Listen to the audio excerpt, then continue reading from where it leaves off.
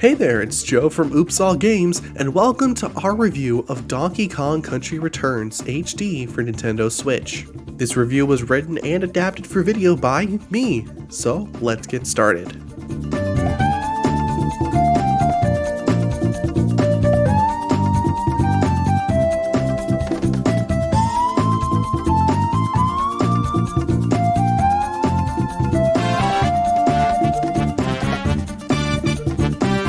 Back in the Super Nintendo era in the early 90s, the Donkey Kong Country trilogy was revered as some of the greatest games on the system. The innovative art style and overall gameplay got many people's attention, and Nintendo throwing in the arcade icon as the titular character only made it more popular. After the trilogy on Super Nintendo, the series got a few ports on the Game Boy line of systems, but after that, there wasn't much to do. Donkey Kong was going in new directions with the 3D platformer Donkey Kong 64 and the, shall we say, interesting arc of the Donkey Konga and the DK Bongos.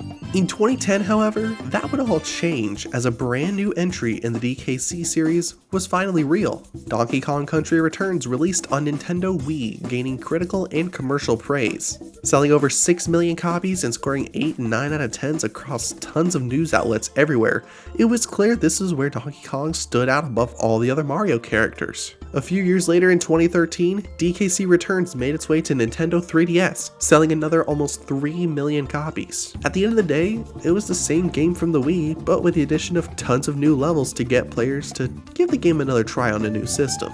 Needless to say, the Donkey Kong Country series was back, getting another sequel in the form of Tropical Freeze in 2014 on Wii U. But after that, the series kind of just stopped again. Tropical Freeze got ported to Nintendo Switch in 2018, and the main developer of the series, Retro Studios, got sent to work on Metroid Prime 4 the next year. But now we have a third way to play the return to form now in HD for the first time ever. Donkey Kong Country Returns HD released on January 16th, 2025 exclusively for Nintendo Switch. This game combined all the content from the Wii and 3DS releases in a high-definition package. The game follows Donkey Kong, with help from Diddy Kong, as you go on a journey to stop the Tiki Tak tribe who have hypnotized fellow animals of Donkey Kong Island to steal your precious hoard of bananas. A simple plot, but effective to get the ball rolling. But let's be honest, you're not playing this game for a plot, you're playing this for the gameplay. So how does it hold up? Well, we're pleased to say the gameplay is exactly how you remember from 15 years ago, minus all the Wii remote waggling. Motion controls can be toggled on if that's something you absolutely can't live without, but for a game like this, we didn't find it necessary. Across each of the 9 available worlds, there is also an item shop in the form of Cranky's Item Shop. This allows you to spend the gold banana coins you collect throughout each level and in turn giving you extra power-ups and lives. You can play in 2 different modes. A modern easy mode, or if you're a DKC veteran, you can go through the game in its original difficulty. Once you have that selected, you can run, roll, jump, swing, smack, and even blow your way through DK Island. Yes, you heard me right. If there's one complaint I have about DK's moveset, it's this ability. When crouched down, DK can blow on an object to either progress forward in the level, interact with an object, or get a collectible. Now, I don't know about you, but this is not one of the first, or really any, of DK's abilities that would come to mind if you asked me to name them. It's a complete pace killer, going from that fast-paced platforming action to that. It's not something we expected Nintendo to remove from this release, as it's been in every iteration so far, but that doesn't mean we are thrilled by its presence. Aside from that, everything else about the game is excellent and exactly how you remember it from the Wii. The presentation is immaculate, really capturing that jungle feeling. The controls remain just as precise as they once were, and Donkey Kong is a wonder to play as. At the end of the day, the title says it all. It's Donkey Kong Country Returns in HD.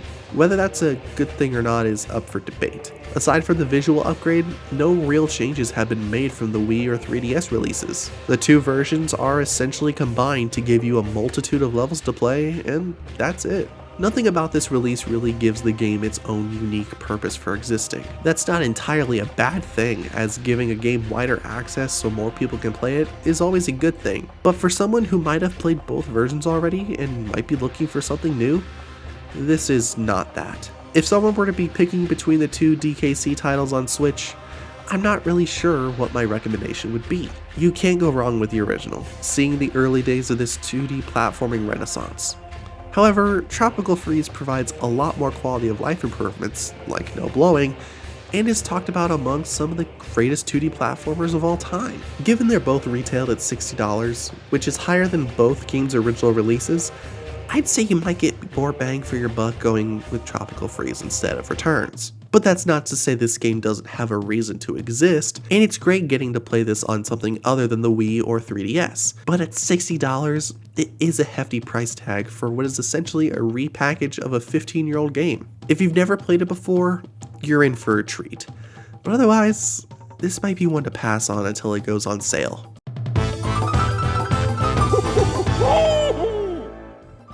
And that was our review of Donkey Kong Country Returns HD. But of course, we want to know, have you given this game a shot on Nintendo Switch, or did you play it back on Wii or 3DS?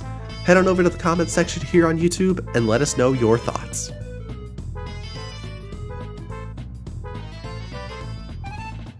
Thanks for watching. Make sure to subscribe to our YouTube channel and watch more videos from News Channel 20.